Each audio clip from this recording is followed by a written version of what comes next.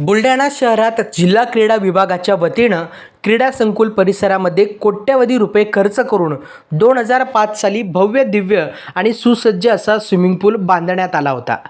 काही वर्ष हा स्विमिंग पूल सुरळीत सुरू होता, मात्र त्यानंतर स्विमिंग पूल लिकेज सुरू झाले आणि त्यांचे मेंटेनन्स लाखोच्या घरात गेले। गेल्या 3 वर्षांपासून हा स्विमिंग पूल नादुरुस्त असल्याने भग्न अवस्थेत पडला आहे। या संपूर्ण परिसरात घाणीचे साम्राज्य पसरलेले आहे, तर अनेक ठिकाणी दारूच्या बाटल्या देखील पडलेल्या दिसत आहेत। या प्रकाराकडे जिल्हा क्रीडा कार्यालयाचे पूर्णतः दुर्लक्ष असल्याचा आरोप हा क्रीडाप्रेमींकडून होत आहे। या स्विमिंग पूलच्या दुरुस्ती आणि देखभालीसाठी गेल्या वर्षात जिल्हा क्रीडा विभागाने 1,80,00,000 रुपयांचा निधी उपलब्ध करून देण्याचा प्रस्ताव सार्वजनिक बांधकाम विभागाकडे पाठवला होता। मात्र गेल्या वर्षभरापासून हा प्रस्ताव धूळ खात पडला आहे।